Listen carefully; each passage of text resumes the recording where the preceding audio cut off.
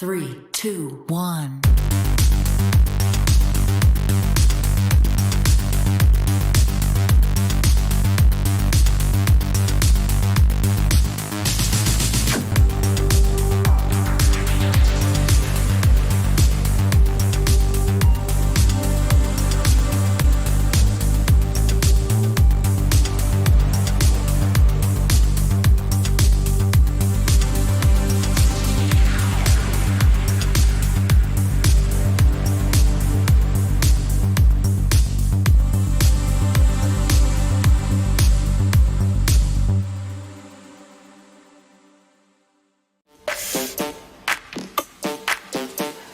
All right, Joe? Okay, the P200 has a fantastic Sony image module. It gives you 30 times zoom, great for any size room. It's great in low light and has awesome color rendition. On top of that, we have our BirdDog NDI processing engine, which gives you the highest quality pictures at the lowest latency. It's compatible with any NDI device on the planet and just gives you the best outputs. We have our brand new user interface with NDI version 5, which gives you waveforms and vector scopes to make sure you're properly exposed. It also gives you unlimited control as far as color control and using your camera. In addition to this, it sounds strange, but we can do pan, tilt and zoom at the same time. Try some other cameras, they can't all do it. The P200 is a fantastic camera that's got every type of connection you could want, from NDI with power over Ethernet, SDI, HDMI, any control interface. It's got a great big tally on the top. It's a really great camera. How to do with the time? And the cool thing is, for a limited time, if you buy 3 P200s, you get a free PTZ controller. Here we go!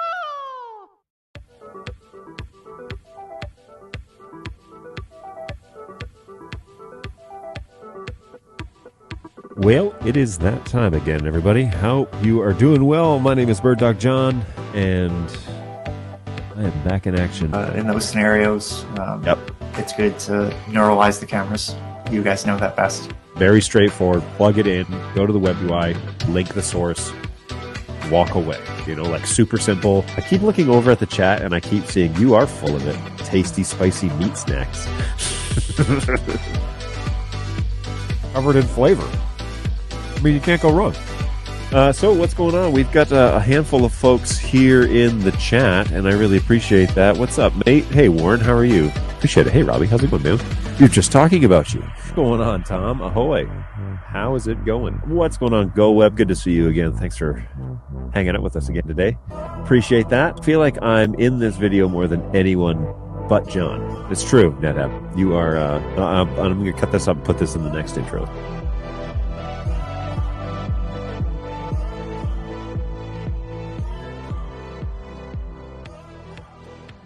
Well, here we go.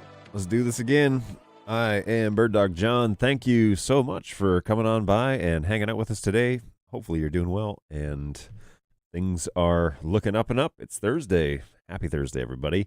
I got my coffee, and then I've got my coffee, and then I've got a whole thing of water. And the exciting news is today is the return of Snacks on Stream. And so we will be doing a little bit of that.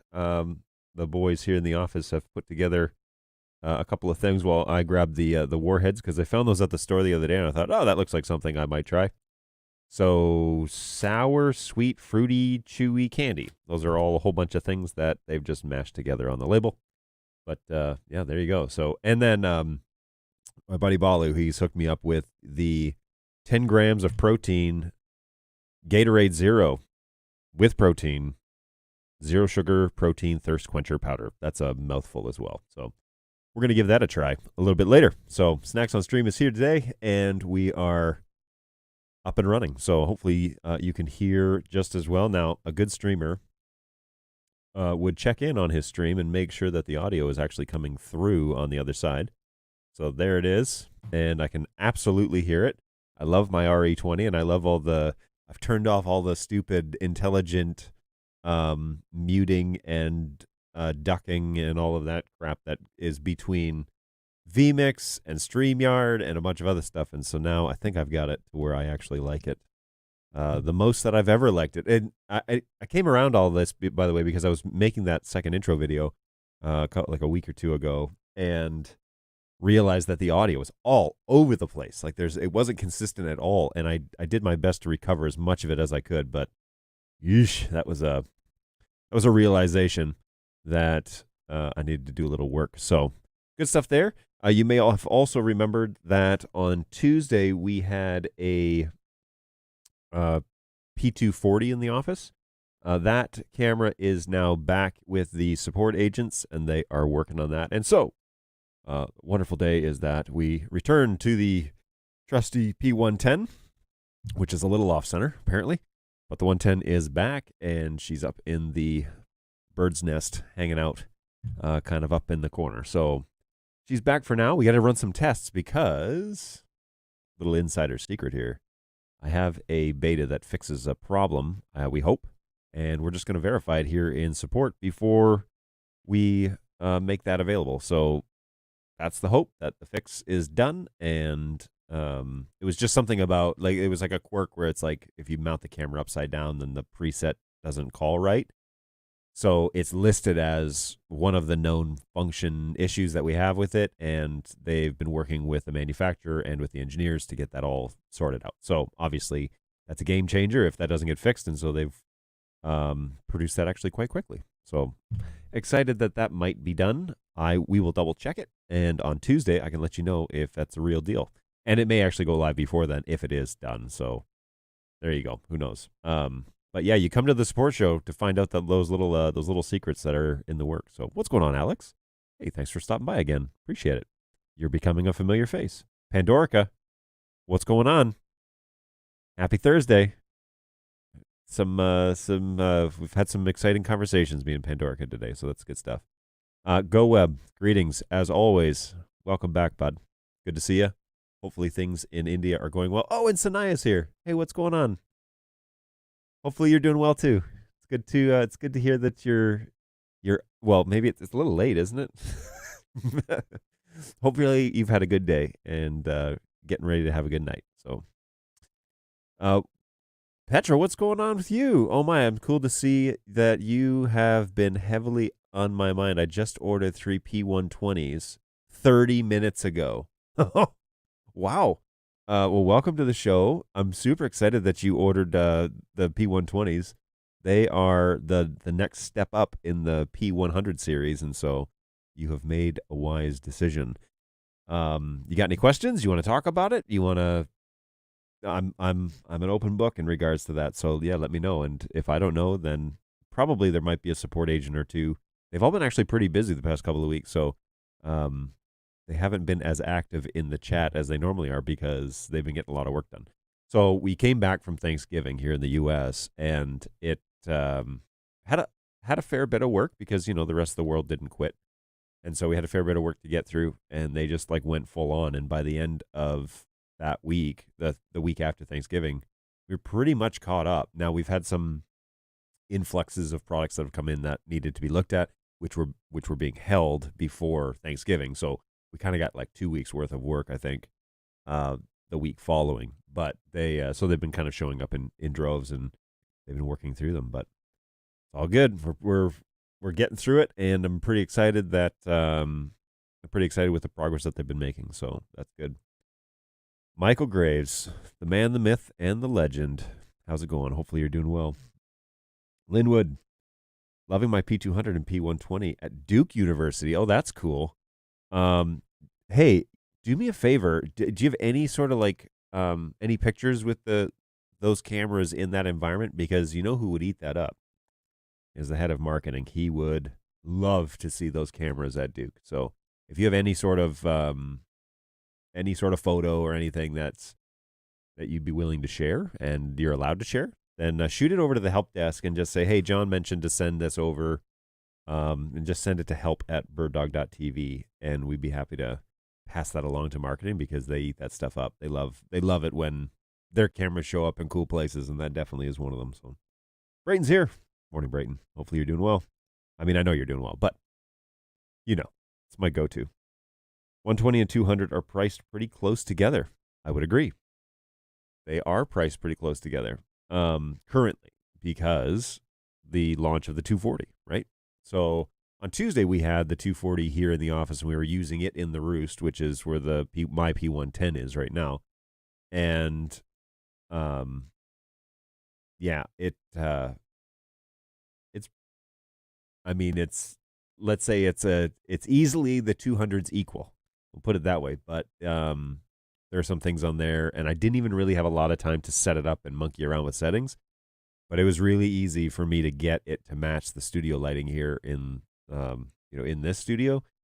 And yeah, it seems to have been like they've used the 200 platform, and then they've thought through a few other adjustments, and that like the black level stuff on there is really tight and really cool. So the 200 and the 120 are definitely now pitched fairly close together, and it depends on your application. Like we've had a lot of orders for the 120 where they need a smaller form factor, and they want to mount these in places that are a little more discreet. And the 200 is great, and it has a fair bit of features that would are beneficial, but the 120 can kind of can sneak in places that the 200 can't necessarily. So everybody's got their use cases, and I'm excited to see more as the 110 and 120 kind of roll out and become more of a regular unit. They have been, how do I say this? So the P200 is like our flagship camera, right? Like it's one of our best-selling cameras of all time. From what I understand, the P100 and the the P110 and the 120 have been selling equally as quickly as when we launched the P200. So the popularity of that camera is comparable to the way that the 200 launched. And that's really great. If that's any indication of the market and how the BirdDog camera fleet is being received, especially when new products get to market. That's great. I'm excited because the future can very much so be very bright. So, yeah, good stuff. It's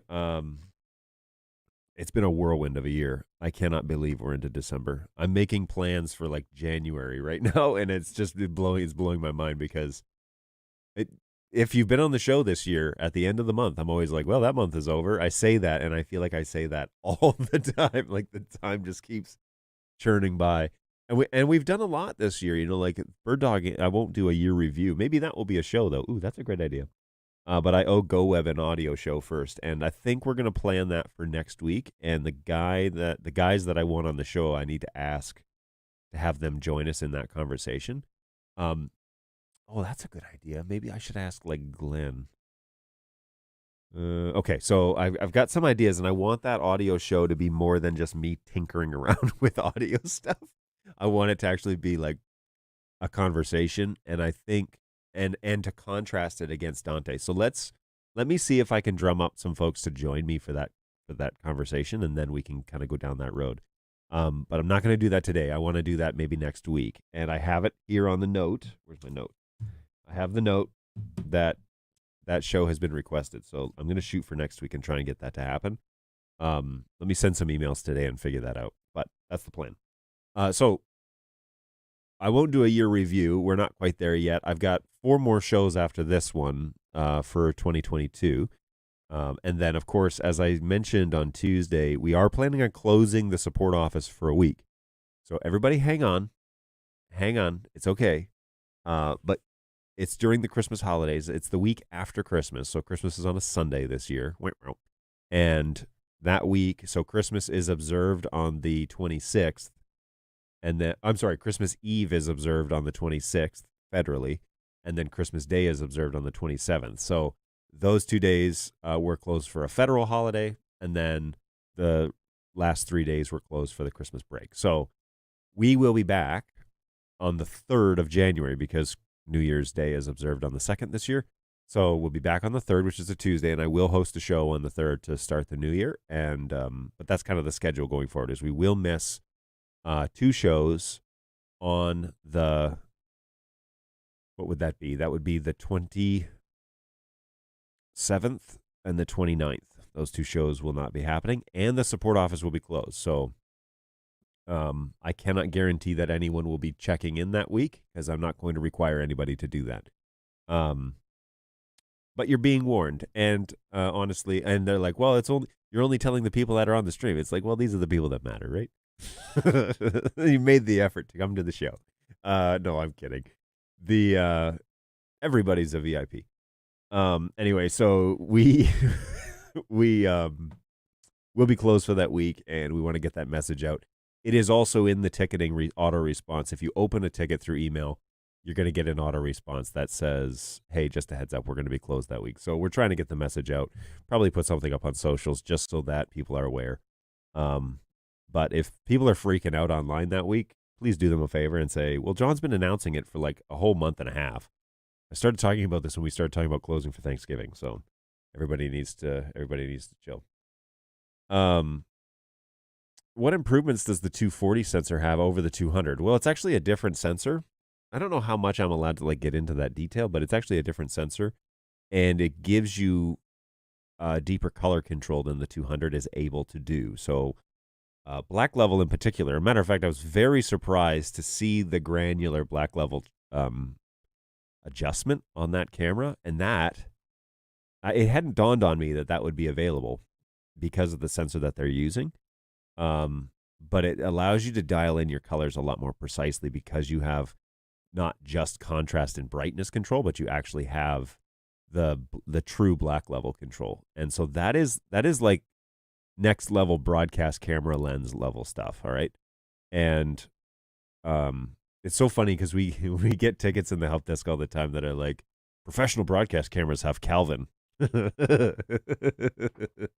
And yeah, okay, that's kind of that's a philosophy, we'll say.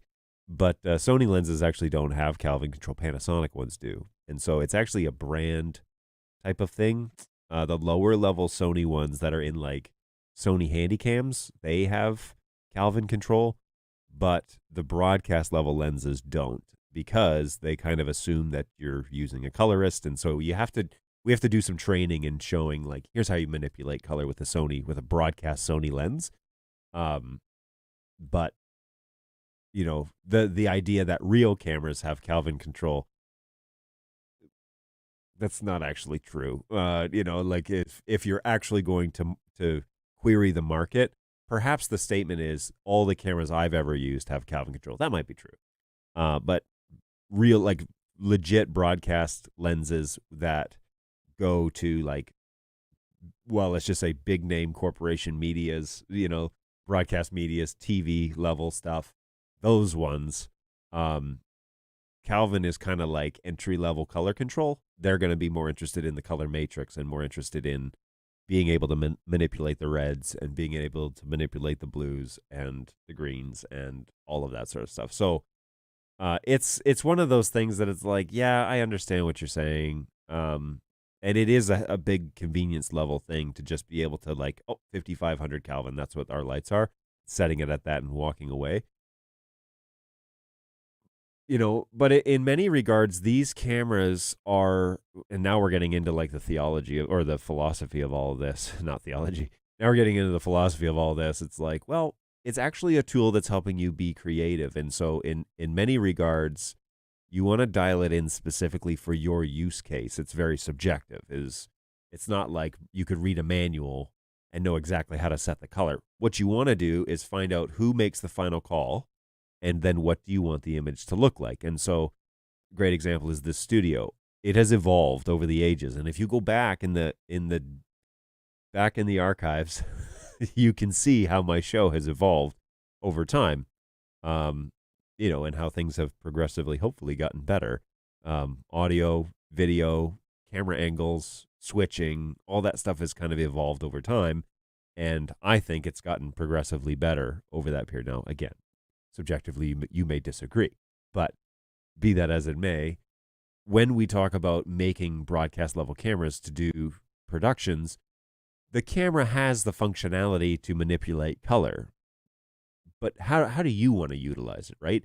And that's not something that I can write a manual about and tell you this is the proper way to colorize your video. It's a subjective thing. It's like, how do you take photos? Well, it's like based on what you think looks good, not what I think looks good, or not what somebody else some other professional thinks looks good. It's up to you. It's your subjective eye that captures the photo, and that's why then you pick the camera you want to pick. Are you going to use a power shot, or are you going to use a DSLR, or are you going to use something else? All of those questions end up being, how do you want to use the device? And so that conversation of when people come to us and they're like, well, this camera doesn't do what I want it to do. It's like, well, what were you trying to do? Right? It's not just okay, no problem. Like, sorry about that. It's, well, what were you trying to do? Because 9 times out of 10, it actually does do the thing you want it to do, but it probably is more involved than what you were hoping for. We have a lot of folks that buy our cameras and they set them to full auto and they start driving them around and they wonder, why doesn't the picture look like like broadcast quality? Well, it's because broadcasters have colorists and they have guys that are dialing in the shot every single time. And so they're specializing their shot to make it appropriate for television or for online or whatever. And so people buy a expensive camera and they put it in their church or their studio or whatever, and they turn it on and it doesn't look like a broadcast camera. And they think, oh, like I thought I was buying like a one press button, everything was going to be done for me. And that's not necessarily the case. They're very sophisticated cameras, and your situation is going to be different than mine, than Jack's, than Frink's, than, whoever. So there's there's a conversation to be had. And if I'm to be perfectly honest, it's a super exciting conversation because the possibilities for what you're planning to do are honestly endless. Like your productions could go from 0 to 10 really fast. But what do you want to use it for? What's your goal? What's the end game? What's the, what are you trying to get to? I've had multiple sessions, remote sessions with customers who are like, can you just remote in and fix my cameras? And again, the conversation always then starts with, well, what do you think looks good? What are you going for here? And they're like, well, it's too red. It's like, okay, we can do something about that. Or it's too cold. Okay, we can do something about that. Or I can show you how you can manipulate those things. But if it's like the camera doesn't turn on, that's different, right? It's like, okay, the camera doesn't do what I want it to do. I want it to turn on. Okay, that's one thing. But if it's just like it doesn't look what I thought it was going to look like when I turned it on full auto, oh, well, there's a reason for that. It's because you have specific lighting. We need to make sure that the camera understands what sort of lighting you have and set it up that way. So good times, great oldies. All right, let's keep going through. You guys are up in the chat here. So, and Nate, I totally went off on like a rant. So sorry to get detracted. To kind of like, I think I answered your question. The black level thing is really cool. There are a bunch of other changes too, like other options that the sensor gives us because it's honestly a better sensor than the 200. That allow you to kind of dial things in a lot quicker, but also, again, like black level is a big thing. Getting accurate blacks and that sort of thing is makes or breaks the image. To be honest with you, it helps make it work well. So, I for one am ready for a late January. Yeah. That's the update, right? Which update was that for again? I can't remember. It's been a while. There's a few of them out there. Are we going to do a year-end show on 12/22? Yes, I think we will, actually. I think that is the plan. So let's plan on that. I'm going to write that down right under GoWeb's audio show that I'm promising him next week. So let's, I got a pen here. There we go.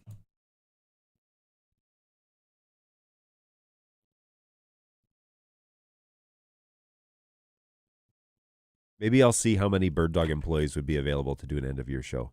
Maybe I'll see if I can get some Australians. What time is it over there? The time is... At the tone, the time will be... okay, so in Aussie land in Melbourne, it's 3:24 a.m. So I think the only guy I could get for that show is Eamon, because he's crazy, and he would be totally down to wake up and be blurry-eyed for the show. But yeah, let me see what I can. Let me see who I could drum up. It'd be fun to get some people on. Have a little round table. Let's reminisce about the year. That'd be all right. That'd be kind of fun. Jack says, can the 120 really zoom in tighter than the 240? No.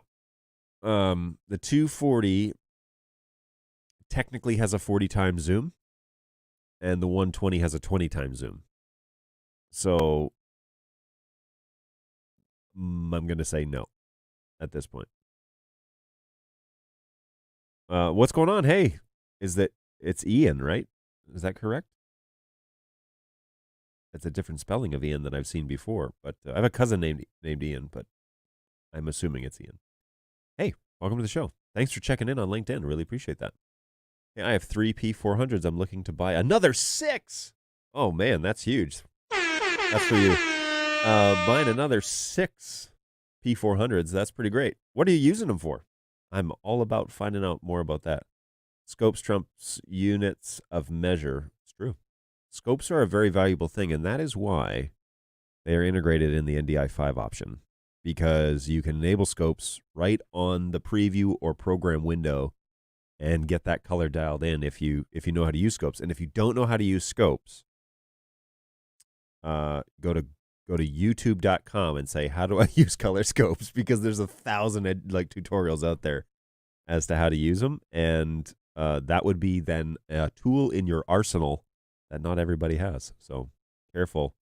Utilize is my trigger word. Makes me turn. Mr. Graves, good to have you on here, man. How does NDI work over the internet? So you have to generally convert NDI, because with BirdDog NDI, you have to convert it over to some sort of internet protocol transport. So SRT is the go-to. It's kind of one of the standards right now. And BirdDog Cloud will convert NDI over to SRT and then revert it back or reassemble it back to NDI on the other side. So you can transport it that way from point to point. So you could go from your production location to your production studio, or remote location to production studio. So that's the way that we generally like to transport it. You could use something like NDI Bridge. You do lose a little bit. I'm sure they're going to improve that product over time. But as it is right now, BirdDog Cloud is really the way to do it. And if you want, you can get a free trial of that. BirdDog Cloud 3.0 was just launched. It's a beta program for 3.0. And it is a step up from 2.0. And so I would just go to, I think it's birddog.cloud is the website. And you can say try now. You can set up for a free trial and give it a go. See how it works for you and see kind of what makes sense. And then there are various pricing structures. So if you only need it for a certain amount or for certain reasons or seasons, then yeah, you can light it up that way. But NDI over the internet, you have to convert it to some sort of internet acceptable protocol. Other protocols that are out there, what RTMP is an option, I think, that you can get it up, and you can because then you can link it up to like a video server or something like that, which is you can use an RTMP stream with StreamYard, for example. But the easiest and cleanest way is to get it into cloud, and then you can route it anywhere you want it to go and into whatever studio you want. So if you've got multiple locations and multiple production studios, or like you're a one-man band, and you want to send the remote camera out to the location and set it up for cloud, and then you just work from home. That's also very doable. So there are options there. CCU operators, aka shaders. There you go. Michael knows his stuff, man. Jeremy, what's happening? I was thinking of you today because I got my Ember mug. How are you? Hopefully you're doing well. A little shout out to Jeremy. And Ember Mugs, keeping your coffee curdled since 2019. I'm busy again. I've missed several broadcasts. It's okay. You're always welcome whenever you come back. We will always welcome you back. Hey, Michael Graves, at our church, we were also called Enthusiasm Assistance. It was a great spot to be in. I love the rant. I'm glad I didn't scare you off. One issue, I know it's the physics of the lens, is that when I zoom with the P200, the image gets darker as I zoom, when using manual exposure? Does the 240 have improvements to maintain exposure as it zooms? Okay, that's not an issue. That is physics. Okay? So what's happening there is as the optical lens is zooming, right? It's actually moving, it's physically moving. And the lumens that are entering the glass are actually less than when you're zoomed out. And so what's happening is the actual physical lens is closer to the glass when it's zoomed all the way out. And the eye of the lens, the iris, is able to see and capture more of the actual lumens in the room and allow those to hit the sensor. Now, when the lens physically moves, okay, when the optical lens moves and that lens draws back, what's happening is that window that the actual sensor can see is getting less and less physically. It's the nature of camera lenses. And so if you're on full manual, that means that nothing is going to adjust. And so when you zoom in, you're going to get less and less and less light, which means that the iris will not move in full manual, which means it needs to be adjusted to be wider. And if you're already operating at the maximum allowance of the iris, then the shutter speed either has to come down or you have to introduce gain. So it's a compromise as to how you want to set them up. Now, in my studio, you guys know that I don't steer these PTZs around very much unless I'm wanting to show you, like on Tuesday, I was using the P400 to show the P240 sitting in the roost. Well, that's really the only time I move these camera lenses around. And so I can do full manual and set these coloration settings and they don't change. And it's because I'm not going in and out. But if I was to take the 200 and I was to zoom all the way in to my face, the image would get darker and darker and darker because the sensor is actually seeing less and less light in the room. It's the same thing. I've used an example of a broadcast that I've been helping a church do for a little while now on weekends. And I've had to explain this concept several times to the volunteers there. And it's not that they don't get it. It's just that we have lots of volunteers.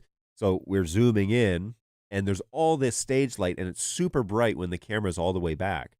But when we zoom all the way in, it eliminates a lot of the room light, and the sensor can't see those lumens. And so that's what's going on, is that it's not really it's not an issue. It's not a fault. It's actually the nature of optical lenses. Now, the 240 behaves, I haven't tested this necessarily, but the 240 has a different sensor, a bigger sensor. And so it allows more light to hit the sensor and you to need to compensate less for that function.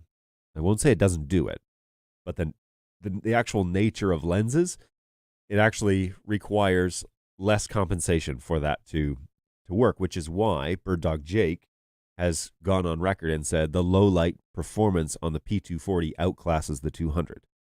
And that's look, if Jake says that, if Phil Lane were to say that, you can trust that. Take it to the bank, man, because that is an opinion that you 100% can stand behind. So if they say it, I believe it because they're seeing it and doing it all the time in the field. Did you ever do the ghost pepper popcorn for snacks on stream? I didn't, and I should. Maybe that's how we kick off the new year. Maybe I try and figure out how to get those over the Christmas break, and then we kick that off. But Monty, what's going on? It's BirdDog Monty. Everybody loves Monty. Monty, am I allowed to share your news? Let me know. The big news, as Jerry Seinfeld would say. Shout out to Seinfeld. I'm looking into setting a PTZ setup for a soccer team. Do you have any recommendations? Well, it depends which camera. Are you using a 200 series or are you using something else? Soccer is generally played outside, but are you inside? You have any control over the lighting? And and if not, what time of day are we talking? Because obviously the sun up and sun down will be very different lighting than having the stadium lights on. So, but yeah, we can give you some ideas.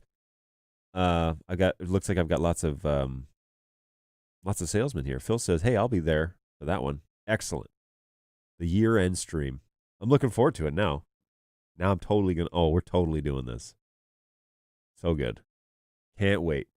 Be good to see everybody again anyways. So yeah, we can definitely give you some recommendations. Question: is there a best way to get system audio from a computer, presentation computer, and send it using the NDI or network to the audio mixer? Well, there's a couple ways you can do this. From the computer over the network. Well, obviously the BirdDog way is you could marry that audio out of the computer, so 3.5 millimeter jack more than likely, and plug it into a BirdDog device that's encoding. So if you got a camera nearby or something like that. We don't have audio throwdown boxes yet. I don't know if we're making those, but it's a great idea.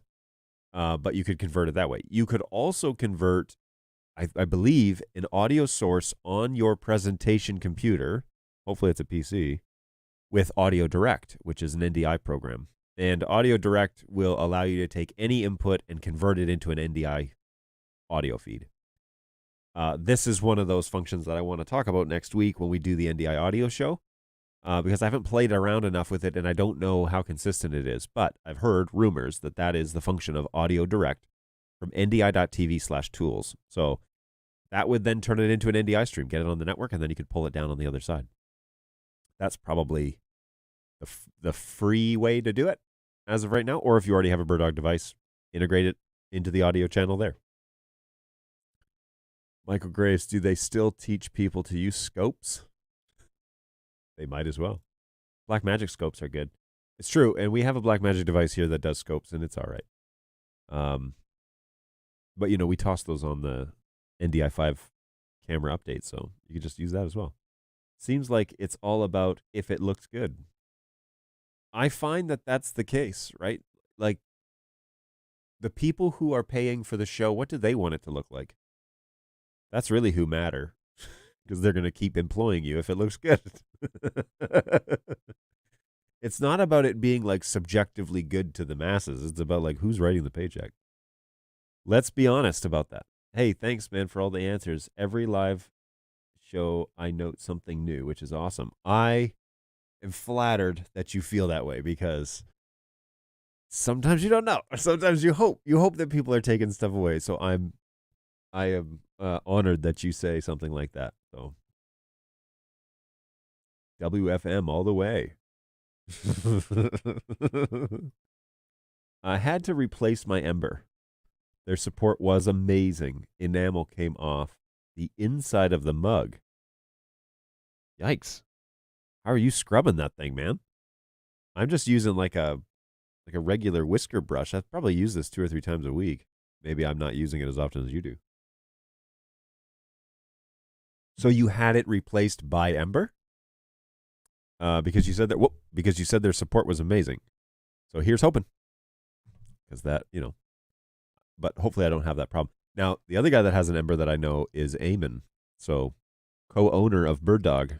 Eamon is also an Ember fan. So there's a little useless information for you to file away for another day. Currently not using scopes, but I'm looking for options to include it in the system. It seems a little on the edge going just of what looks good, especially if your monitors aren't accurate. Now I think you hit it on the head there, Alex, in terms of making sure people understand. I have 3 monitors that I'm looking at here, okay? So I've got a Dell computer monitor that's running a vMix machine. I have another Dell monitor that's running on a Mac that's running StreamYard. And then I have a Samsung TV that's running my Confidence monitor that's coming off of a Play. All 3 of those screens look different. Well, the 2 Dell monitors are pretty close, but the Samsung definitely looks different. And so I use an iPad that has an OLED display to check the feed generally. And then I have these 2 Dells, which seem to be fairly accurate. And then I have this Samsung that does not seem to be very accurate, but it's like 20 years old. So I can't complain too much. I am the TV has given me its full value, and it wasn't even mine. It was my dad gave it to me back in college. So it's been handed down over the ages. I have definitely got my money's worth out of this poor thing, and it's still going strong. So I'm pretty lucky. But yes, you're right. It is monitors is going to be a thing if you can afford an actual like production monitor. And here's a question for those listening in the audience. Have you ever used those feel good monitors? You see those ones on Amazon? I see them up there all the time. They're like $200 for like a 9-inch, which I think is ridiculous. Are they accurate at all? Because they promote themselves as being like inexpensive monitors for video producers. And I had somebody a little while ago that said, "Oh, I use a feel good monitor and it looks pretty well." And I was like, "Huh. I wonder if there's any like there's because we need monitors here, but we're kind of waiting on Core." So, right? Who isn't waiting on Core? We all are. Accurate monitors are pricey. That's why it's better to rely on scopes. With the experience that you can dial things in really fast using scopes, yeah, and not needing to rely on the monitor. That's an excellent point. Are there any budget options for external scopes to get started with them, or even an NDI option? The NDI option is, scopes are available on BirdDog cameras. It's pretty awesome, actually. You can enable them to set up the shot, and they were really slick about it, and they enabled it on the preview channel. You can select preview or program or both or none. So you have the option to like when you're looking at something in low bandwidth mode or proxy, it'll show the scope, but then when it goes to full, it doesn't have it on the actual screen. So like when it goes live, it's not there. But I could light them all up because Studio Monitor, like I use it to position cameras and whatever. I could light all of my cameras up to have scopes, and then I would see it in Studio Monitor, but not in vMix, because vMix brings everything in at full value, which is part of the reason why when you get more than like 5 or 6 NDI streams in vMix, you need 10 gigs, because the 1 gig card, it's just math at that point. It just won't do it. So yeah, there's that. Now I'm assuming these do it. This is the Ghost Pepper Popcorn suggestion.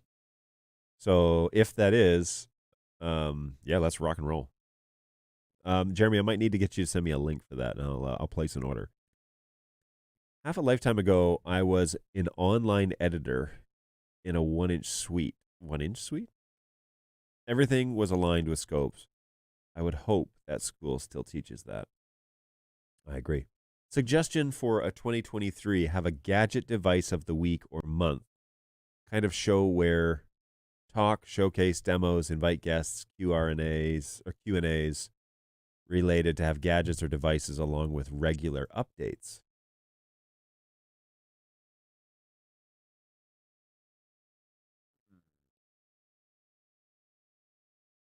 At what caliber of device are you referring to? Just like things that we use in production? Because I've got a handful of devices. I mean, I've talked about most of them now at length, but I would be interested to know what level of device you're talking about. Things that I would need to buy or things that I have here in the studio? That's a good idea. That's a good idea. Worthy of me writing it down, actually.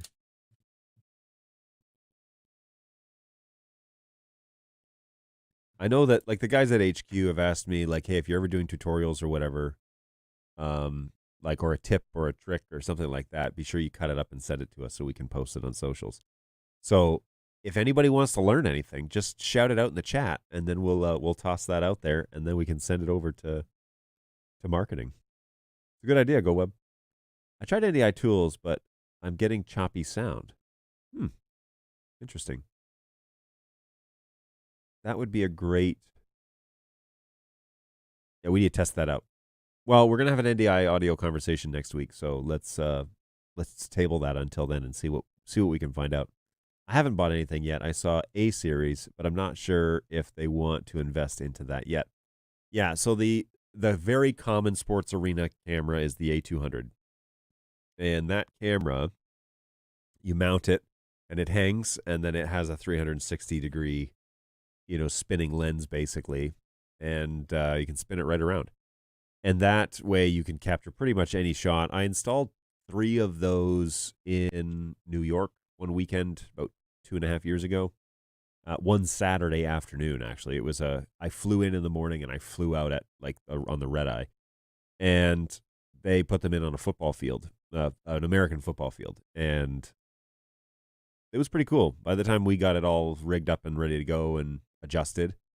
Those cameras were pretty slick. So that's a really common camera, and they're all weather. And so you can really not beat them up physically, but the weather can abuse them a bit. And they have the little window wiper on there, so you don't even have to go clean the lens or anything like that. You just stay vigilant, and that's just a trigger on the web UI. If you needed to fire that off real quick, you can do that. So I've been begging them to figure out how to program it in a button, and I think they did in the API, if I'm not mistaken. So now the API can be programmed to a function button on the keyboard, and now you can fire the window wiper via API on the keyboard, and that's super handy, right? Jeremy likes that Go Web idea, by the way. Does the P200 offer NDI and any other flavors, compressed versions, or is it just full NDI? I knew that there was software update, and I didn't know if that helped with that. So currently, it's just full NDI. There are plans to release Silicone 2, which will enable other devices or other formats, but as it is right now, it's a full NDI output. There is an SDI, a 3G SDI jack on the back of it, and an HDMI jack on the back. So if you want other outputs, those are simultaneously output as well as the NDI. So all three of those are on at the same time. So you could output it in those.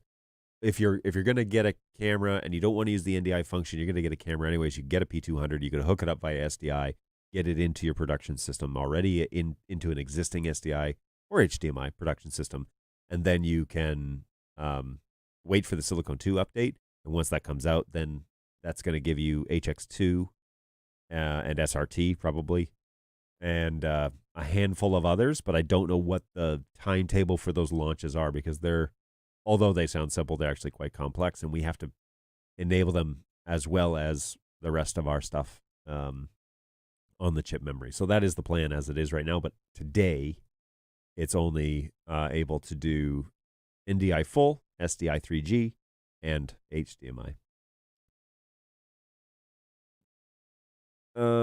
Jack says 70.2 degrees to 4 for the 240, and 55.8 wide to 3.2 on the 110. So it looks like the zoom is wider but shorter. Well, two things. So the housing is 100% different on these two cameras. They're not the same lens. So be very conscious of that, is that at full draw back and full forward, the lens actually sits differently, and I think it's closer in the 110 than it is on the P240. But also, the way that we do the 40 times zoom on that thing on the 240, there's a fair bit of math involved, because, again, I don't know how much of this I'm allowed to talk about, because it's very like, it's a 40 times zoom lens is what it is. I mean, it's not a 40 times optical zoom lens, but it is a 40 times zoom lens. And so the way that they do that with the larger chip and the actual optics, the optical zoom on that camera, give it a 40 times zoom, whereas the 110 has a 10 times zoom and the 20 has a 20 times optical, and that's it. It doesn't do anything else beyond that. So we may need to provide an explainer video about those stats if that's, looks like those are copied and pasted. So scopes are key. I have not seen a good 4K HDR scope. Oh, interesting. I have don't scream at me. I have a Blackmagic 12G monitor that does 12G 4K SDI, and I need to look at it in regards to using it as a waveform viewer to see, because I know that's like one of its primary functions. But I've never used it for that reason, so no idea if it's any good or not for that. Philip, what's going on? That does not cost the earth. This is from a conversation I was having previously, and now I've forgotten what I've said. I'm very sorry. I use every day. I do that all the time, by the way. I use this every day of the week. I lightly clean it, and the enamel came off. Yeah, they replaced it for me. Fantastic. That's good. That's good news. UK recommended sales and installation company. oh, this is where I need Phil to step up here. In the UK specifically, yeah, Phil, if you're still watching, Phil, give a little shout out to your favorite installer over in the UK. We have a handful of them that we work with, so he will definitely be able to help here. Feel World, that's the one. They're great monitors, but not quite accurate. The monitors that I use for my vMix machine isn't terribly accurate, but it fits perfectly in a Pelican 1600. Nice. Scopes help. I would recommend Portkeys on the affordable side. Portkeys, good to know. I have a 7-inch Lilliput monitor. I can't speak to its accuracy, but the image looks good. The backlight has started to get flaky, though. See, that's my concern is like I would leave it on most of the time. And so if it would only last a year, then it's like, it'd be better to use a more expensive monitor. But then, full disclosure, we've had issues with the ones that we have too, and we've had them fixed. So it may just be par for the course. vMix has built-in scopes, has had built-in scopes for a long time. I have a Feel World monitor on order for the play-by-play voiceover guys in our arena. Oh, that's cool. Nate, when that arrives and you use it for a week or two, let me know how that is going. I'd be very interested to know your results. Will the NDI5 update for converters introduce scopes? I don't know. I don't think so. If I were to understand the scope of the project, I don't believe it does involve adding that. But, that's my educated guess. That's not necessarily hard fact. So there you go. Yeah, I've used vMix until now. I'm looking to have it on a separate stream, constantly visible on the side. It's smart. It's always good to have a thing to do the thing, right? And not a jack of all trades, master of none, yada, yada, yada. I know that phrase is not complete, but whatever. BirdDog devices primarily along with others like Netgear. That's what I like to hear. Can you teach me about NDI? Phil, did your account get jacked? I think this is a bot. And the winky face that he put on there also looks like a bot. So I think somebody has tied Phil to his chair and is typing on his behalf and is trolling my channel now. I have an A200 that's been installed since the summer of 21 and haven't had any issues with the camera. It's survived a Michigan winter as well. You're in Michigan?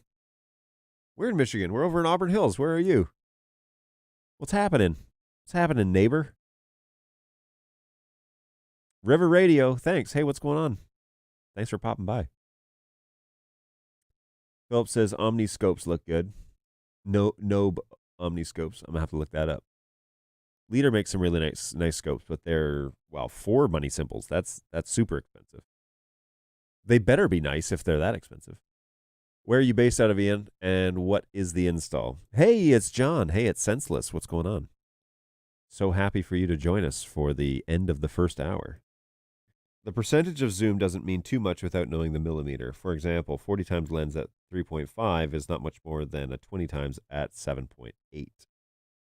Boom. Oh, up in Grand Rapids. That's cool. You're over in Grand Rapids. That's cool. Are you with a school or you said you had a soccer field? I didn't know. Is it a specific institution? We should plan to pop over there at some point. Actually, the owners come here. They go to Auburn Hills and then they go over to Chicago to meet up with some of our retailers.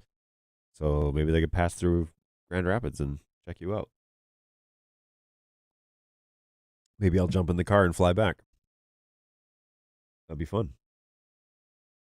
Films is located in Costa Rica, and so a lot of rain and sun. Humidity is through the roof. So that A200 seems like a good option for that soccer setup. I would agree. And I believe the A200's internal lens chamber is also gas filled, so it doesn't fog internally. So there you go. That would help you out with the humidity problems. Calvin University, right on. I know Calvin.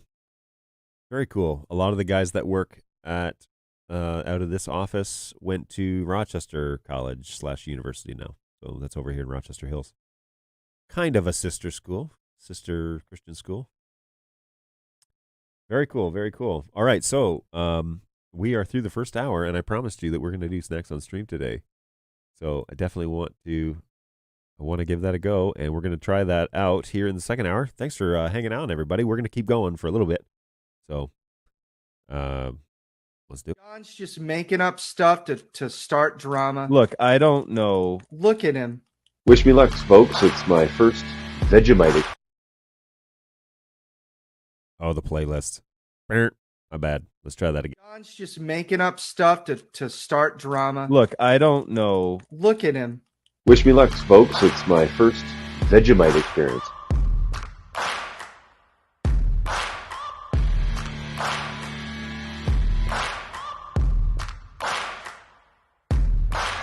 Final, this is like cheese flavor or something. It doesn't really look too appetizing. Good golly, this is something else, man. Here's the thing about Pop Rocks, and I don't know if I'm the only one like this. Pop Rocks have always been a social experience for me. I did not think that is what you were going to say. That's hilarious. That is awful. Oh, God, that's so bad. Jeez. Holy smokes, man.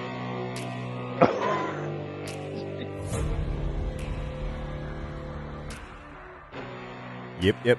It is that time again, everybody. Little snacks on stream today. Partially brought to you by our good friend Balu, who hooked me up with the 10 grams of protein Gatorade Zero. I'm assuming that means 0 calories. With protein, 0 sugar protein, thirst quencher powder, fruit punch, naturally flavored with other natural flavors. So, it's not 0 calories. It's 45 calories per serving. That's not the end of the world, which probably is mostly sugar? No, 0 sugar. So what do we got here? Let's take a look. Contains milk ingredients. How is that possible? Whey protein isolate, citric acid, maltodextrine. Yeah, now we're getting into things I don't know how to even pronounce. Sodium citrate, salt, monopotassium phosphate, natural flavors. Oh, okay. Sucralose, so there's the sweetener. Silicone dioxide, something potassium, and good old Red 40. I got to put that on the label because I actually know people who are allergic to Red 40. Shout out to all of you that are allergic to Red 40. Do not buy the Gatorade Zero Gatorade with protein. Anyways, we're going to give that a try as our thirst quencher shortly after we have Warheads. So these are, let me get back here to a reasonable view. So these are, I found these at a dollar store, and I thought, and ironically, they were $1.25. So I found these at a dollar store, and they are supposed to be like Warhead Power Sour. But we'll see, because I've been very disappointed with Warheads. Now, these ones are like chewy, they're like Warhead chewables. So we'll see. But let's give them a go and see how it fares out. Let's give them the good old sniff test. Oh, that smells good. These are blue raspberry, evidently. So here we go. I'm assuming you're supposed to chew them. That's the purpose of them being chewy, right? All right. Back to the chat. Dirt is also... Touche. I was allergic to Red 40 for like 3 years. No kidding. Learn something new about you every day, Balu. Inflation at BirdDog John. $1 equals $1.25. Yeah, and then plus tax. I was like, wait, is this a dollar store? I know that in Canada, the Dollarama is now it's like a Five Below.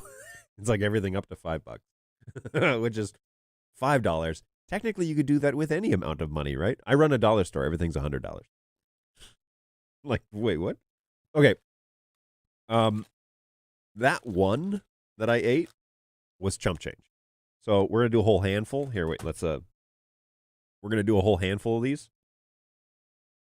maybe we'll up the sour power. Let's find out.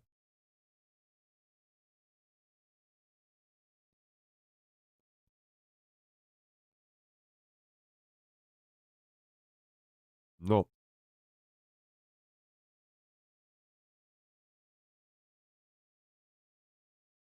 No. Not sour at all.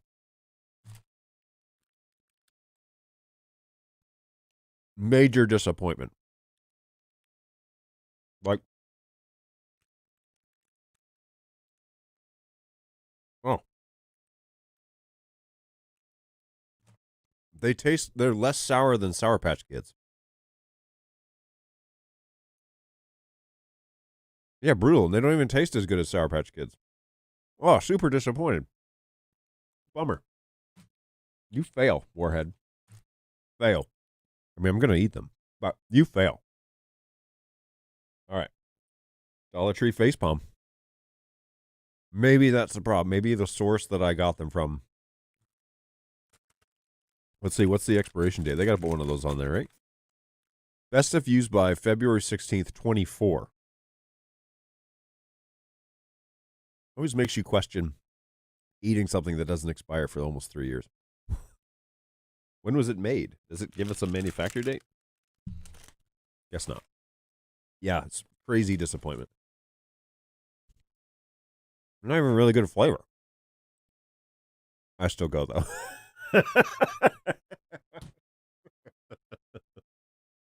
Yeah, me too.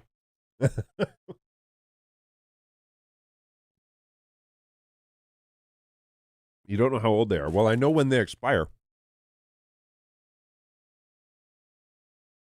More than another year away. Gosh, they kind of taste expired right now. Yeah. Wait, the candy or me? Because both might be true. But as you all know, I have abused my taste buds over the past couple of years for your benefit and enjoyment. I would say, though, if you're looking for something sour, man, I was thinking this was going to be something else, man, something different. It says sour, sweet, fruity. I don't know what, I don't know who is classifying that as sour. There is nothing sour about that candy. It's just sugar. Straight up. Now I want sour candy. Yeah, me too. This is my struggle now. But for candy, it seems like they should have a long shelf life. Well, they absolutely do. That's disappointing. The Warhead hard candy are fantastically sour. Now, I've eaten those on here too, and I think I got used to them. We had Toxic Waste, which is basically just Warheads. Same company. And one show I ate like a dozen of those. And I can't figure out why I'm not losing weight. It's so weird. It baffles the mind. All right, well, let's hope that Mr. Balu's discovery. Now, this is just a regular bottle of drinking water that he has poured this into and mixed it up for me. So he's been the chef today and got it all squared away. I was discussing what the plan was with Brayton, or at least I overheard what the plan was with Brayton, and he just said, yeah, I'm running out of ideas. So we're going to have to do some research. We're going to have to, make him take a half a day and just research crazy things. But I don't know if I want to, so the one chip challenge is still out there. And I've just seen people, eat it, and they're like, it just tastes bad. It's, burning and bad. Also, I've been told those gummy bears, the diet ones, or the sugar-free ones, they don't exist anymore, but they induce, they induce the waterfall. And so I'm not too sure I want to find those because I'm not interested in streaming while eating those. And apparently they work within 5, they're basically a laxative. All right, here we go.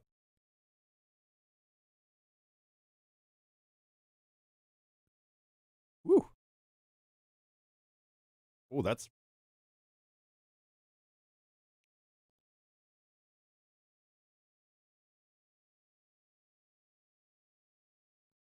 for a powder, that's actually not that bad. This is more sour than the Warhead.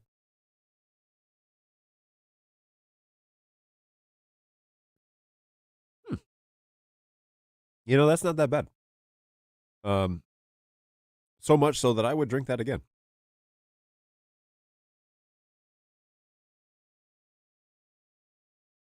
10 grams of protein, eh? Interesting. Very, very interesting. Let's Gatorade. Wow, it's like Amazon's listening to my conversation. 0 powder packs.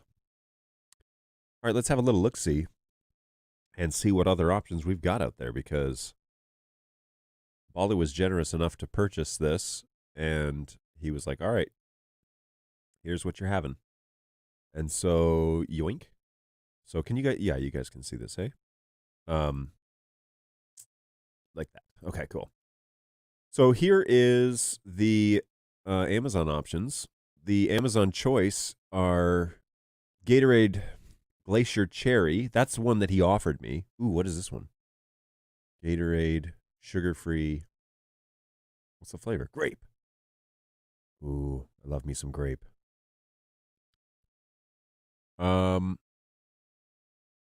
Yeah, maybe this is something I invest a little bit in. This is the fruit punch one. This one, 5 calories per pack. Wait, hey, hang on, that's not what it says. It says 45 calories. 40 calories or less. What? Is this not the same one? 0. Oh, this isn't the protein one. That's why. Okay, got it. Powder packs, protein. Sunday. All right, so here we go. This is the variety pack that maybe he got. Protein sticks, whey, protein isolate. Yeah, this is the one. Okay, so this is the fruit punch one, Glacier Freeze and Glacier Cherry. Right on. All right. $20 for how many? How many are in each? So 30, they're all 45 calories. But 10 grams, I mean, it's kind of a trade-off, right? Not too bad. So it'd be all right for, like, travel, right? You're, like, not getting enough protein while you're traveling around. Cool. All right. I will, I'm going to check that out. Fantastic. Whoa. And now I want something sour. That's disappointing. It was a workout. No, don't worry. I got ideas for the next. Oh, boy. I'll pass them along. Protein. We have 3 options in the office. Boom. Glacier Cherry, Glacier Freeze, and Fruit Punch. It depends on how much powder you spill. That's true. Enough to lightly dust the table. It's true. I had a little bit on the table when I picked up the package, and it was like, and it like dusted the table. So then I was like, oh boy, but all good. All right, so I approve this way more than I approve those blue Warheads. I really like blue raspberry candy. I think it's good taste, but those taste poor and they're not sour. If they were like crazy sour and they made your teeth hurt, but they didn't taste very good, I'd still probably give them a pass. But they fail on both levels, and that is uber disappointing because someone explained to me this picture. Right? This guy's head is exploding on the package.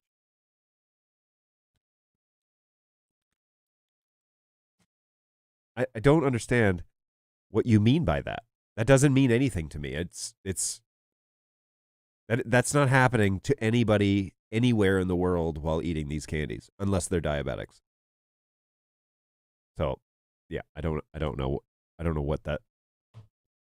I disagree, Mr. Warhead Company. I don't think that it's an accurate description of what's going on. But John became a magician. That's 5 calories lost forever. Yeah, that on the package, yeah, his face does look pretty puckered, right? What is that? What is that? You all witnessed me eat a whole handful. It's probably like a dozen of them, right? And I like shoved them all in my mouth thinking, all right, let's just overload it. Maybe, yeah, I don't know. I don't, nothing will induce that. I'm sorry. Nothing will induce that face. The shame. That's all right. Balu has a few others to try, so we could recoup those calories if needed. Oh, my word. Good times. So, let's talk about the Stream Deck that I have here in the office that I'm using with Companion, and I'm programming vMix buttons because I've added a couple. I know that I talked about this 2 weeks ago, but I added a couple that I want to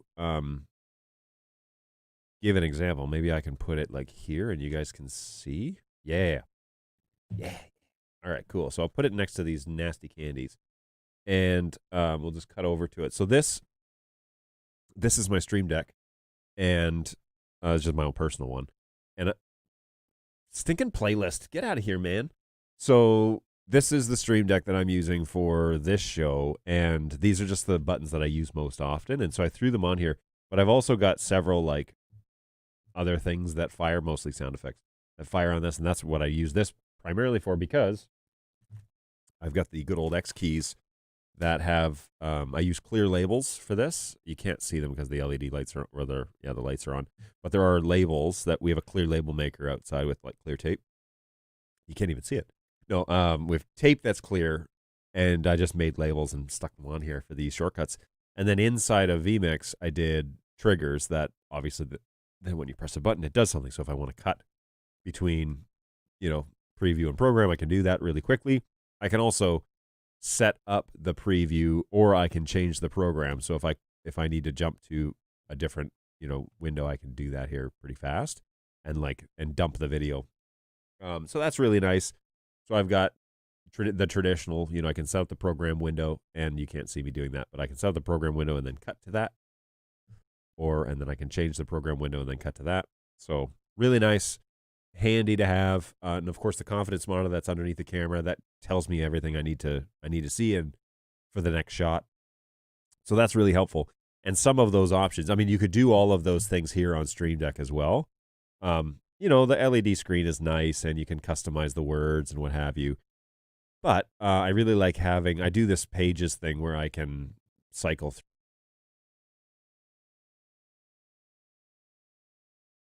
Everything's coming up Millhouse.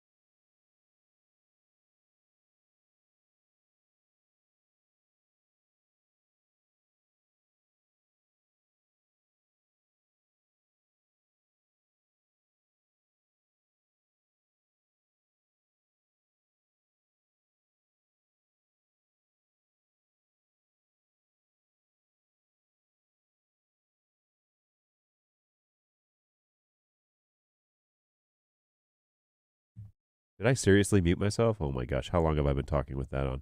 It's this button right here that I mute myself. Oh, we lost you. How long has that been? At least a minute. Anyway, so I can jump between. It's probably because I probably changed scenes or something like that, and it dumped the microphone. Anyways, so I have fade up and fade down, and the timing on that, they're a little bit different. I don't know if you heard me say that, but the fade up is a little quicker and the fade out is a little slower. There is an actual cough button on here, and that is just that mute button. Muted. I was muted, So there's 2 mute spots there that I could screw up, I guess. I can load the Snacks on Stream video into the preview. So preview Snacks on Stream, and then stop and start the playlist. So that's what this is. So we can go start the playlist, and it goes through the actual options, or I can turn that off in that regard. I do that here, so stop and start. I can fade between the two, so if I want to actually run the transition, or I can cut between the two, also super handy. And then this changes the menu. So I have several sub-menus, right, between like dividing up like my camera shots, my background stuff, and all of that. So this is just a quick way to jump between those fields so that I can grab those quickly if I want to throw up a video, or if I need to run out there for a reason while the show is live, I can put up a video and then come back. So sorry about that, everybody. Audio? He muted himself. Mike is gone. He's muted. I can hear you from the studio, but not on the stream. My bad, everybody. My bad. I was gone for about 30 seconds, apparently. So, yeah. So, welcome to Novice Hour here on the, the BirdDog stream. That's how that goes. And that happens every now and then. Anyways, we are figuring it out as we go along. It's hilarious, too, because I have several places that show the audio meters, and I totally didn't even catch it. So, obviously, that doesn't work. So, I probably need to find another solution. Now, Zendesk has an option that you can run and link it to an audio source, and then you can have it on, like it sits on top, and it will flash when there's no audio, and you could even set thresholds. So that's kind of cool. It's something that I kind of gave up when I switched over to vMix, because this happened once before. But yeah, it's when I switched over to vMix, I stopped using it, and evidently I should be using it. So let's add that to the startup options. So Zendesk, oh, whoops. Wrong computer. So, let's see if I can find that app in my list of apps. Go down here. What was that folder called?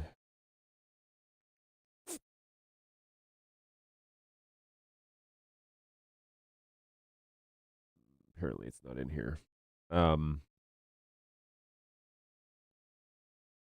Crap. Hang on. It might just be sitting on my desktop. Audio. No audio. It's called the no audio display meter. So the program floats on top, evidently. And you have to select your audio source that you want to use. Here, I'll select the vMix. Oh, I can select the vMix output. That's cool. And I can put it over here on this secondary monitor. So the audio is okay. Now, if I stop talking.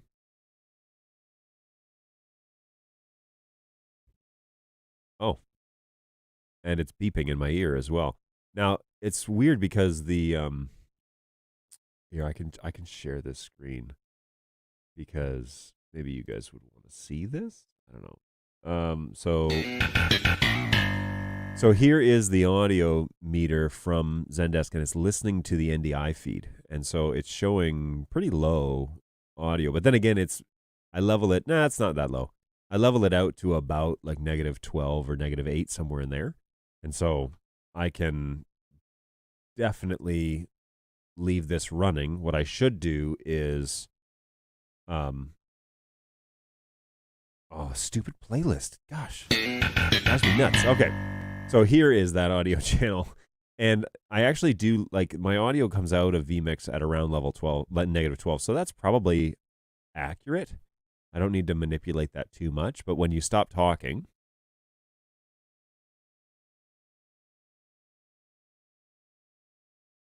and it's beeping in my ear, not too sure. Does that come through? Let me see where that audio comes through.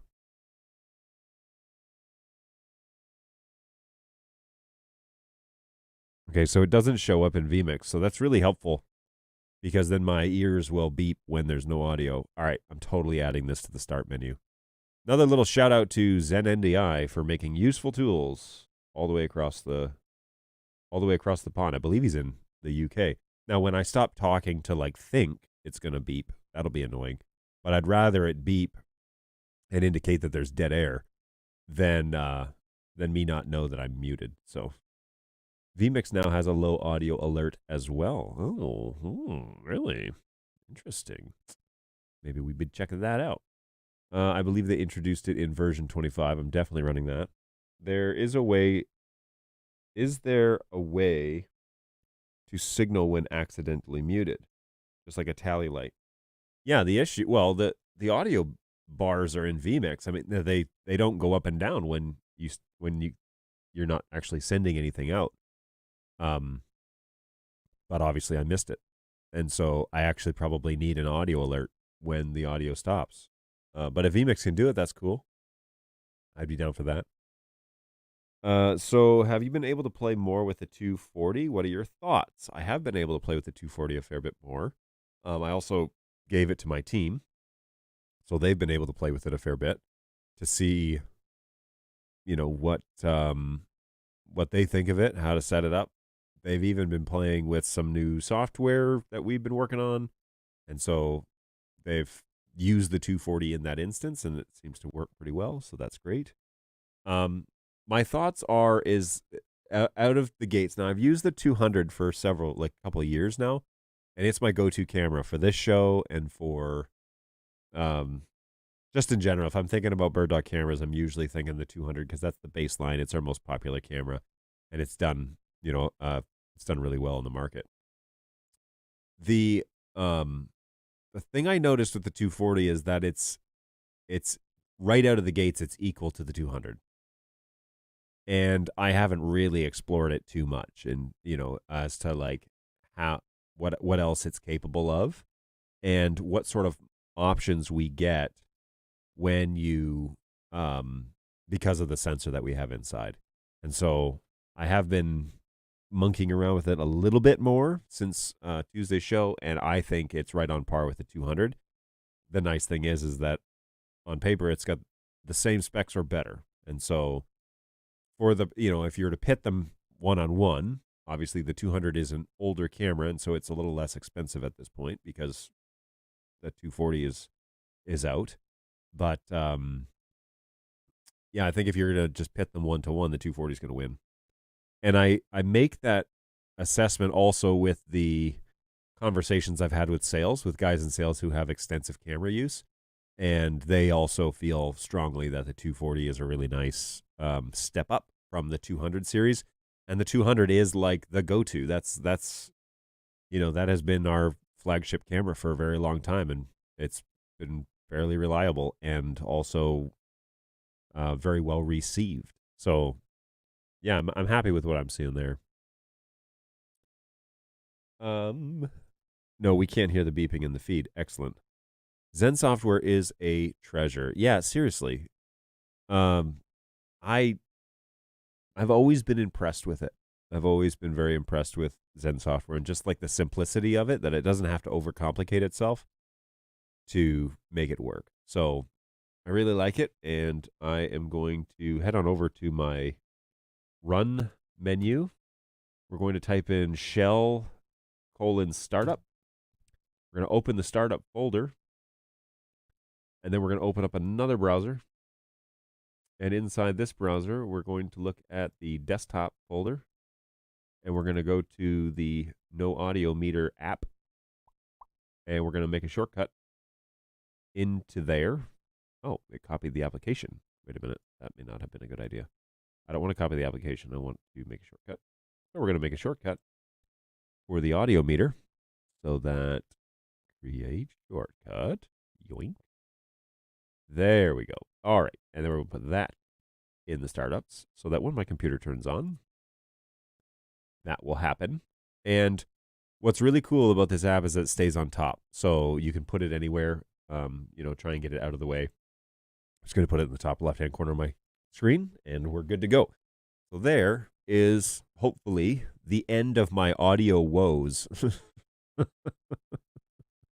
No guarantee, everybody, but here's hoping. That is the reality. Plus, Martin from Zen is a really nice guy. You know what? I have heard that every time his name comes up. I don't know if that's like his slogan. He's like, hey, I'm Martin from Zen. I'm a really nice guy. I don't know if it's like a gag, but everybody always says, and Martin from Zen, he's a really nice guy. They say it every time, just like that. Whew. Ugh. That protein powder is definitely more sour than the Warheads. Good though. Good. I like something sour. That's all right. Just like Senseless's attitude. All right. Let's keep going here, folks. Yeah, that was a jab at Senseless, who's probably not watching the show at this point. So I'm so brutal. So yeah, good times, everybody. Now, so we talked about the Stream Deck. We talked about the X keys. What else did I have that I changed? Oh, so one of my lights was messing up here, and it was starting to flicker. Now, I've gotten about, I don't know, year and a half out of these lights, which for the price, that let's just be honest, they weren't anything spectacular. So I think I've gotten my money's worth out of it. The old light bulbs over there, I had 3 of them, and I was really only using 2. So I've adjusted things, and we're covered here for now. But one of the items, and I don't know if anybody has any experience with these, but I've heard a good recommendation for a light called Falcon Eyes. And I looked them up on Amazon. They have good reviews. It's a nice thin panel. It's a circular panel with a filter on the front of it so that it, diffuses the light. And I'm thinking about using that as my primary. I actually have an LED up here that has a diffuser on the front of it as well. So it's my hair light, but it's not a Falcon Eyes. It's just a little less expensive version of the Falcon Eyes one. So it's just a square. I wanted one though with barn doors, and the Falcon Eyes doesn't have it. But for the main primary light, like as these light bulbs start to go out, thinking about getting 1 or 2 of those to be those. And the Falcon Eyes accept the battery, the typical battery cartridges for lights. So does this one actually. But you can install the battery on the back of it and then have a portable light that you can use wherever it is you're going, and you don't have to necessarily rely on DC power to make that happen. So considering that, it would be great to have in the studio. It would also be great as the studio expands to have real lights. The studio in Melbourne, so when I was over there in August, the studio in Melbourne was still being put together back then. But man, the lights that they had acquired were pretty sweet, like unbelievably cool and bright like crazy. Like they're like turn on the sun. So I was a little bit little jealous because my rig is not quite as fancy. But I'm thinking I had a good recommendation of the Falcon Eyes, and they only run like $150. And so for a quality light that has some strong recommendations behind it, I'm thinking I might give that a try. I don't know if anybody's had any experience with that. But yeah, he thinks I don't watch. But maybe I would watch more often if someone believed me. Yeah, maybe. But we'll see. We'll see. Well, anyways, I could be really mean here, but I won't. Clap if you believe in senseless. And the crowd went mild. Yeah, so thinking about doing a little change with the actual lights in the studio. It would, if I had 2 of them, it would really help with when we start having guests in the studio, like physically in the studio, and we're doing interviews that way. I feel like it would be a whole lot better than my current rig, because at this point we'd have to sit next to each other, which I did one time with Dan. If anybody remembers, I had Dan on the show when he was visiting in February, and that was the last day that I ever used, what was it? OBS. It was the last day I used OBS for this show. And then I had gone to Wirecast, and then I went to vMix. So there you go. All the lights that I use are ridiculously expensive. And what's hilarious about that industry is that it doesn't really have to be anymore. I mean, the ones that they had in Melbourne were also ridiculously expensive and huge and heavy and powerful and whatever. But you really don't need to go crazy. You just need, and honestly, this rig is probably $120 for the 3 lights that I had, and they're just starting to go bad now. So I don't like the way that you control the white balance on these. So the way you do it is you like flick them on and off, and I feel like that's killing the lights because the main one that I was using ended up started flickering and switching between like 2800 Kelvin and 5500 Kelvin, and it was like give it like it once it warmed up, it was fine, but it's just obviously starting to go. And I wasn't a huge fan of the way you change the color on them. So I'd rather have a panel where you can dial in, what you want, what color you're going for, and then be done with it. But you kind of need a couple to do that. One to be bright and one to be a little less to do some fill. But yeah, it's strange because you don't have to spend a fortune to make it look somewhat good, especially, and again, subjectively what it is that you're trying to accomplish, right? Like, are you doing videos and recording things for social media or for bumper videos or for, I don't know, whatever you're doing? Or are you doing a live stream, or are you doing something else? Are you using lights to record interviews? Various uses, and all of those use cases will have different requirements. I use light panels at my church, only ones that I would recommend from using. More expensive, better overall LEDs. Some brands will shift colors over time. I did a side-by-side of a cheap 1x1 and a light panel. Cheap one went totally green over 2 hours. Wow. Impressive. So your recommendation is light panel. Let's have a little look-see and see what we can find out about that. Yoink. Light panel. You have a specific one that you recommend, or holy monkey, these are pricey. Yeah, okay. I could see why maybe they would perform pretty well because they're in their own realm, evidently. Okay, so, whew, man, that drink is sour. Flicker free, active and passive cooling modes. Yeah, I mean, they look amazing.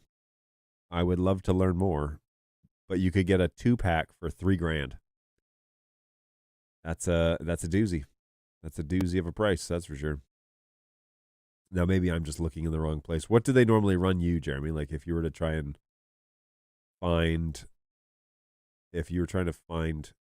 the, look at this, with the V-mount battery bracket, and then, like, this is what I saw here, light panel, 2 V, it's just obviously a double set of the same purchase, but, for $3,000. Curious to know if you have a guy that you buy them or whatever, but yeah, they look pricey. And he just laughs at me.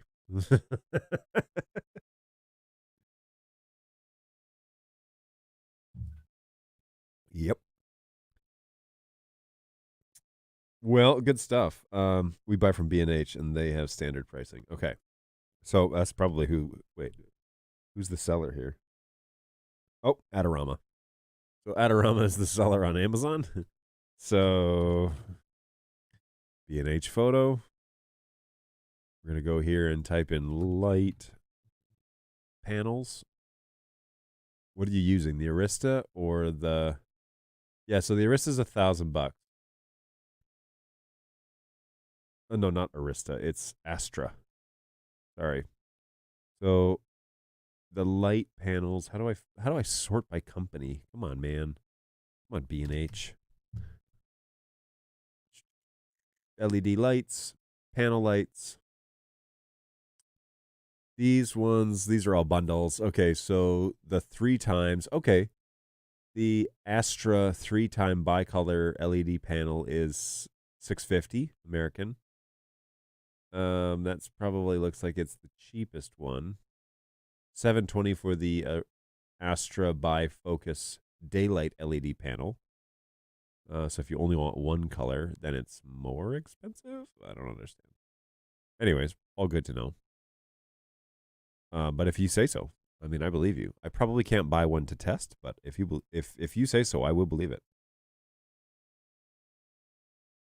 We have 3 of those and one older model bicolor. Gotcha. What about something like the Bestcore Spectre? Is that more in your price range?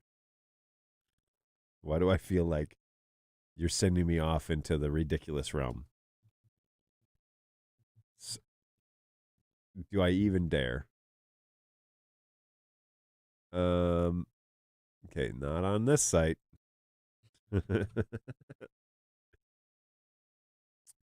Take a look.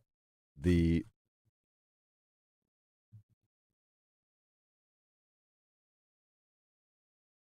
Besco Spectre. Wait, these are tiny. They bicolor on cameras. They're $53. Yeah, this is probably well within my price range at this point. Curious if yeah, they sell the Falcon Eyes on B&H. And they are like $250. All I really want is the small one, but even that, like soft lighting, especially here. Let me see if I can share this. Basically, like a big panel, and share screens. This one. So it's just this big panel, right? Has this mount or whatever. Throw a little battery on there if you have to. But oh, it's DMX controlled. DMX in. Interesting. I didn't know that. Anyway, but yeah, it's like a good little studio light, and I've heard good things about it. And so this one is the bigger one, and they have another one that is a little smaller. This one, it's only 28 watts, but it's a little smaller than the other. I feel like that's really that's all I really need. I wish that they had, oh, here. Reviews. Powerful compact LED. For the price, it's hard to beat. Lightweight, thin. Too bad the remote is hard to find online. So, yeah, people are fine with it. But this is one of those things that's like, it's so inexpensive, I may just buy it for myself, you know. Because then I'd have it. Were you guys watching that? Were you guys able to see that? Did I show that? I'm going to be annoyed if none of that showed. Because I definitely shared it, but then I totally didn't, did I? This. Share this. Yeah. Okay, StreamYard, I hate you. This is the Falcon Eyes. So this is that. That one that I was looking at and thinking, oh, that might be a good option to do. There you go. You can plug it in via DC, or you can run it over a battery. And I can't imagine that the battery drains very fast because it's just an LED thing. But yeah, they have fairly good reviews, and they're various sizes. I just wanted to try this one out, but like I said, for $135, it's hard to not try it out.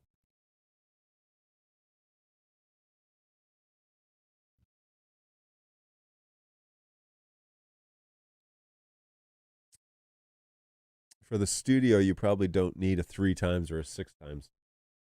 Those are really bright. That's true. I would agree with that. I use this for the home office. Dials are meh. The Dracast LED 180 mobile broadcast kit. I have one of those, the Elgato ones, the Keylight, the mini, I think, or whatever it is. Or maybe it's the full one. Anyways, but I've mounted it on an arm above my monitor.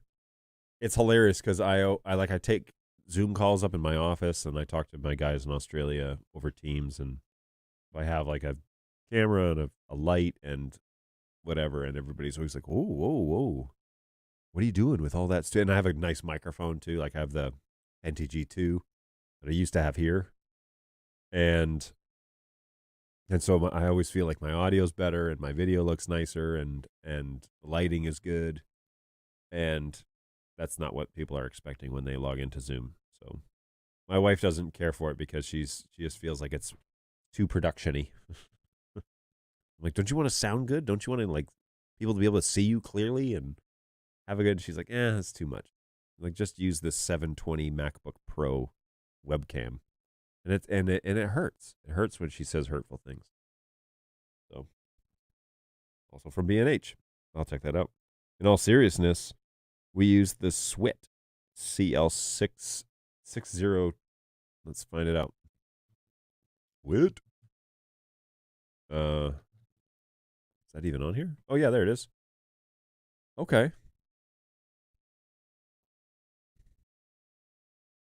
That has some nice like barn doors on it and everything. Kind of looks like the one I have up here. But mine was not $630, that's for sure. And the 120. And then the Bracast LED 180. Let me look that one up too while we're at it. LED 180. Oh, that's cool. My brother has a light like this. You don't care for it that much? Like the dials are no good? It's interesting. It's one of those circular lights, right? You put your camera in the middle. Get your nice even glow. Yeah, that's pretty cool.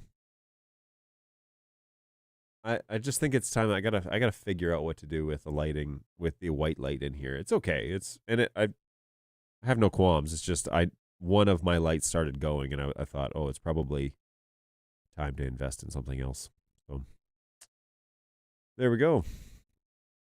All right. Well, the guys had commented last on Tuesday that I keep going way over the 1 hour show, but you guys keep chatting, and so I don't necessarily want to end, because it's good to be with you guys. And of course, we got a weekend coming up here, so this is we got one more day after today, and then the weekend will be here, and then of course we're well into December. So just a heads up, like I said earlier in the show, and I've been saying for a couple of weeks now, we oh, Jeremy, it's good to see you, man. Thank you so much for being with us. Anytime you can get on here, really appreciate that. So thanks for stopping by. All right, so we got a week off at Christmas time. So the week of the 25th, which is Christmas Day, is on a Sunday. So the 27th and 29th, we won't have a show, but the support office will be closed from Monday to Friday. And then we reopen on the Tuesday after, so the 3rd will be reopened. And we'll observe New Year's on the 2nd, and then the 3rd will be in. And so I will have a show, and evidently we're going to do some sort of ghost pepper popcorn something or other. So come back next year for sure. But we've got 4 other shows that we're going to continue to do this year. Next week, I want to do an NDI audio conversation and see if I can drum up some folks to join me. And then, of course, the last show, which will be on Thursday, the 22nd, will be all about Thursday, the 22nd. Oh, yeah. Okay. So that will be a round table with BirdDog. So try and get as many people as possible to join us on that show. And then we'll be able to, I've actually got a, wait. Yeah. Oh, wait. End of the year? Yeah. Okay. Whew, my brain. So end of the year, Thursday, we're going to do a show. We're going to as many BirdDog guys as we can and just have a kind of a chit chat about how the year went and what we're excited about for next year and all that good stuff. So got a couple of guys that are interested already. See if I can drum up a few more, and we'll have a fun little chat.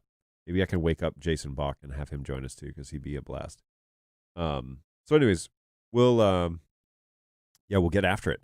So we've got, this week is almost done. Hopefully you have a great weekend and you're planning on trying to relax a little bit, if that's even in your vocabulary. But we will see you again next week, Tuesday, starting at 11. And at least for an hour, we will come and hang out and chat. One of those days next week, we're going to do an NDI audio discussion. And so probably be Thursday, just so I have enough time to look into some stuff, but also get some other folks to help me out with that one. So that show is coming up, and we will definitely take a look a little closer next week at NDI audio and how that all works. But in the meantime, be well, take care of yourselves. If you need something from us between now and Tuesday, do not hesitate to reach out to us over at help@birddog.tv. Obviously, this is an email address, and it will start a ticket for you. And you can chat with my support agents who are working like crazy to get through all of that and get everybody kind of situated before the end of the year and carry us over into January. And they're doing an excellent job of that, by the way. Seriously, the guys that work in my office, I can't speak for the guys in Melbourne, but the guys that work in my office, guys and gals, they're doing a great job, and you really should not be nervous about submitting a support ticket, because they will get back to you. We will do what we can to help you out. Especially, we know that like productions are coming up here at the end of the year, so make sure those things are happening. You can also tweet us, though, if you really want to. You can tag us in a post on Twitter at help_BirdDogTV, and that also feeds into the support desk. And so if you want to if you're on the go and it's like, I need somebody to chime in on this, and you fire off a tweet and tag us in it, we can respond to you. We can also DM you from the system. And so if the explanation is going to be a little bit longer, then we can send you a direct message, and that's all well and good. So this is a new service that we're offering. Part of the reason, and I'll try and be quick on this, is part of the, my brain is constantly trying to figure out, like, what are the ways that we can service, because this department, the guys in that office right there, are servicing people from around the world. And so I don't want to light up things that are specific to the U.S. because that's only like a third of the total market. And so I want to be sure that my support department is able to service everybody all over the place. If you're GoWeb and you're over in India, or if you're Jason Bach and you're over in Asia somewhere, or if you're, the guys over in Blonde Robot over in Melbourne, or if you're here in the U.S. and you're over in California or Texas, or you're in Montana, or you're over in New York City, or if you're over in Europe, in all of the European countries and the UK because they left the EU, and anywhere you are, I want to be sure that our options for you to reach us are accessible for you. And so that's my primary concern, and that's where I'm focused right now, is figuring out ways to funnel information and questions and problems into a way that we can help manage it, but also get back to you in a convenient location. So lots of people want specific things. We're trying to maximize our resources the way that we possibly can. And with the team that I have right now, we've lit up that Twitter channel.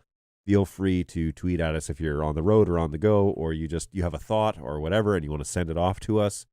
We can respond to you, and we can respond to you directly back to Twitter. So no emails required. Some people really hate email. Like they hate doing it, or they've had a bad experience with support over email, and they'd rather use a social media channel to do it.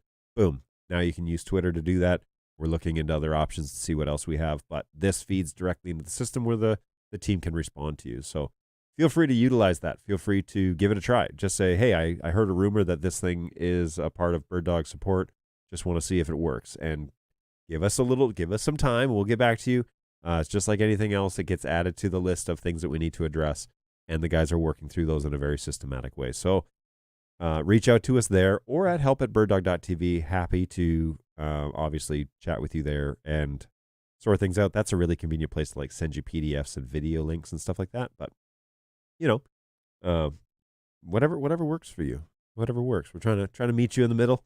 And hey, if you don't like either of those options, guess what? You can come back here Tuesday, Thursdays at 11 o'clock Eastern time here in the U.S. Happy to chat with you. Happy to offer any sort of solutions I might be able to come up with, and we can chat through those things with people inside the chat. So it's always great. It's always good to have questions. It's always good. Like, I was thinking about this too, as and maybe we need to start pushing this a bit, is BirdDog is more than just like a manufacturer, right? Like we're not like a faceless corporation that you bought a camera from and now you've got to send it off for repairs and no one's going to get back to you, and it's going to be kind of like very autocratic and very, very mechanical, Instead, we try our best to be available. You guys know Dan and Eamon love to get in front of a camera and talk to people about what they're doing and how they're doing it, and what would be better and what's going well. They love doing that stuff. They're on the Facebook group for a reason. They're not just there to put out fires. They're there to talk to you and to be a part of that NDI community. Well, same thing here. The Twitter account and the support desk, those are ways that you can reach us. But like something like this where you can just come and chat with us, I love it. And I think that we are human beings, and we have families, and we have lives, and we have concerns and fears and all that sort of good stuff. We're living and breathing. And we want to come alongside you too and talk about your projects and about what it is that you're experiencing and struggling with, and also your successes, and celebrate those. And this is a great place to do that. So plan to join me whenever you can. 11 to 12 on Tuesday, Thursdays. I'm happy to run alongside you and try crazy, disappointing snacks, and also sour drinks, and do crazy things and talk about whatever it is that's on your mind, and we'll go from there. So hopefully you've had a good experience. Hopefully today is a bright day for you, and we'll plan to see you again in after the weekend. You have a great weekend, Jeremy. The thing to look out for is if you don't want to be able to see the individual LEDs, you want them diffused a fair bit. And that's what I've got in this guy as well. There's a diffuser because you can see the LEDs. So I've put a pretty heavy diffuser there. I've always had an excellent experience with your support team. They're doing a great job. I agree. And if I could request one thing, if you've had a good experience with support, throw that up on social media, because Facebook turns into a place that can easily become a place to complain. And so having positive things on there too is always really helpful, helps balance out the perception of things. But typically if you have a great experience, all is well, and you don't think anything of it. But if you have a bad experience, then you go to nth degrees to get answers. And so I get it, the nature of social media, but it'd do us a huge favor if you'd say something kind online too. So we appreciate you, Angus. We know that you've had a good experience. I think there was a ticket or something like that came in and it passed my desk. They always, okay, full disclosure, when people write compliments and tickets, we pass those around. Like, we look at those like, oh, look what somebody said. Like, we legitimately do that because everybody needs encouragement. And so it's important, and it's great that you're having a great experience. We really appreciate you saying something. So thanks so much, folks. It has been a pleasure, as always, to be with you. And now we will say adieu until tomorrow. Until next week on Tuesday at 11. And you've got some planned shows coming up, so be sure to come back. And I will do my due. If I have these planned shows that we're going to do, I'll try and put them up as scheduled shows, and so you can set a notification or whatever on over on YouTube at birddogjohn.tv, and that way you'll know that those shows are coming up. Okay? Be well. Take care of each other. Have a great weekend, and we will see you in just a few more days. Cheers, guys.